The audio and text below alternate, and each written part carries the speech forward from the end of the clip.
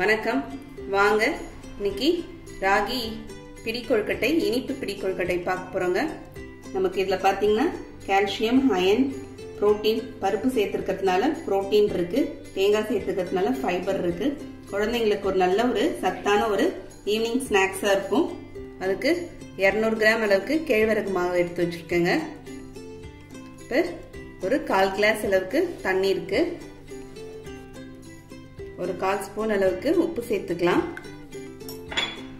உப்பு சேர்த்துட்டு மாவுல நம்ம கொஞ்சம் கொஞ்சமா தெளிச்சு பிசறிக்கலாம். மொத்தமா ஊத்திடக்கூடாது, தண்ணிய தெளிச்சு தெளிச்சு பிசறிக்கலாம். இந்த மாவு வந்து வறுக்காத மாவு தாங்க. மாவை நான் வறுக்கல, அப்படியே தான் எடுத்து வச்சிருக்கேன். மிஷின்ல கொடுத்து அரைச்சிட்டு வந்த மாவு. மாவு பாருங்க, இந்த பதத்துல இருக்கணும். நமக்கு மாவு வந்து பிடிச்சா பிடிக்கணும், இப்படி உடைச்சு விட்டா உடையணும். இப்ப மாவை நம்ம சலிச்சுக்கலாம். இந்த மாதிரி சலிச்சுட்டு நம்ம கொழுக்கட்டை பண்ணும்போது நல்லா இருக்கும். மாவை வேக வச்சுட்டு அதுக்கப்புறம் தான் கொழுக்கட்டை பண்ண போறோம். மாவு ஜலிக்கிற ஜல்லடை பாத்தீங்கன்னா கொஞ்சம் பெரிய ஹோல்ஸ் இருக்கிற மாதிரி நம்ம எடுத்துக்கலாம். ரொம்ப நைஸா எடுக்காம, அப்பதான் இந்த ஈர மாவு நம்மளால சலிக்க முடியும்.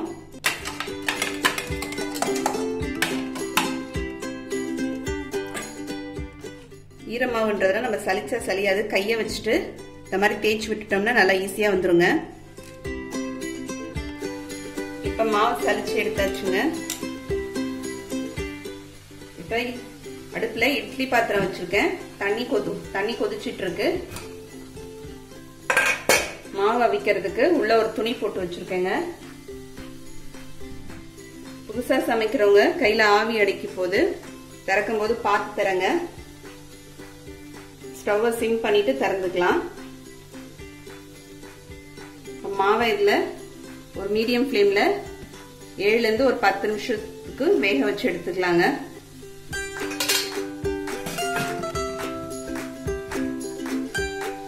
இப்ப மாவு வெந்துச்சா பாக்கலாங்க.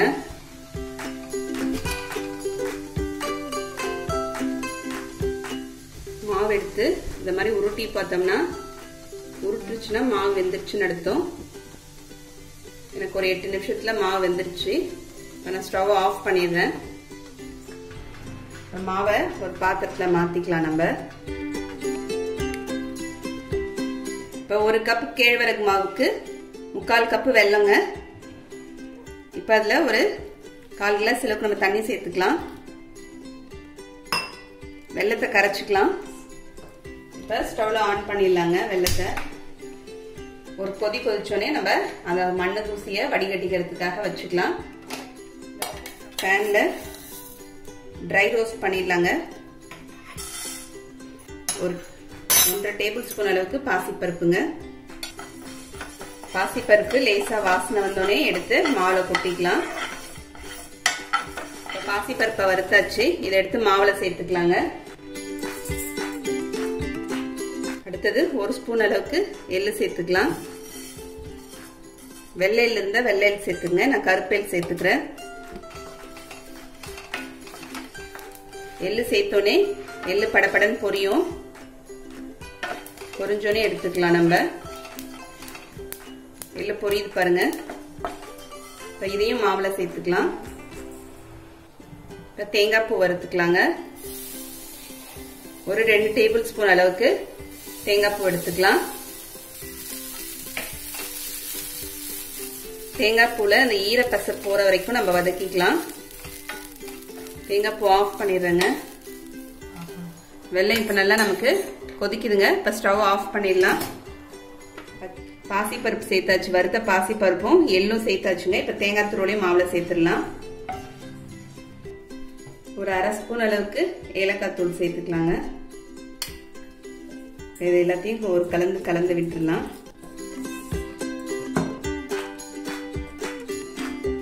இப்ப நம்ம வெள்ளை தண்ணி சேர்த்துக்கலாங்க. வெள்ளை தண்ணி கொஞ்சம் நல்லா சூடா இருக்கிற மாதிரியே சேர்த்துக்கலாம்.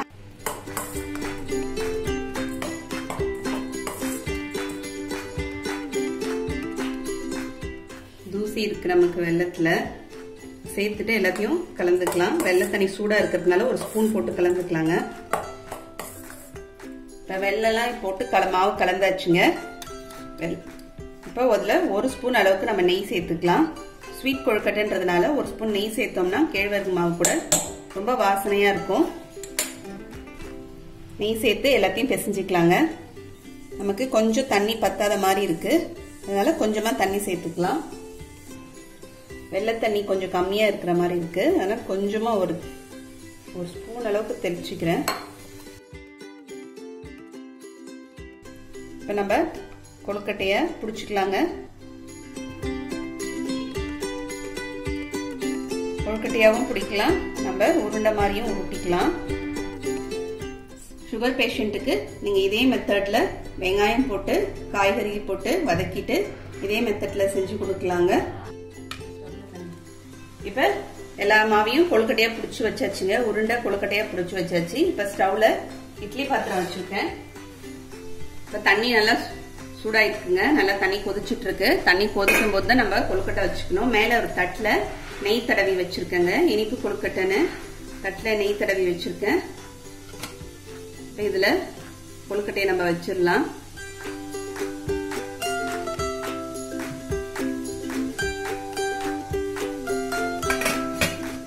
இப்போ ஒரு 5 நிமிஷம் நல்லா மீடியம் ஃப்ளேம்ல வேக வச்சுக்கலாங்க. இப்ப கொழுக்கட்டை நல்லா வெந்துருச்சுங்க. ஒரு 5 நிமிஷம் நல்லா ஆயிடுச்சு. ஸ்டவ் ஆஃப் பண்ணிடுறேன். நானு திறந்துக்கலாங்க. இப்ப நமக்கு சத்தும் சுவையும் நிறைந்த ராகி ஸ்வீட் பிடி கொழுக்கட்டை ரெடி ஆயிடுச்சுங்க. கொழுக்கட்டை பாருங்க நல்லா சாஃப்டா இருக்கு, உள்ளேயும் நல்லா வெந்திருக்கு பாருங்க. நீங்களும் இந்த மாதிரி செஞ்சு பாருங்க. செஞ்சு பார்த்துட்டு எப்படின்னு கமெண்ட் பண்ணுங்க. இந்த வீடியோ பிடிச்சிருந்தா லைக் பண்ணுங்க, ஷேர் பண்ணுங்க, மறக்காம சப்ஸ்கிரைப் பண்ணுங்க. அடுத்த வீடியோல பார்க்கலாம். தேங்க்யூ.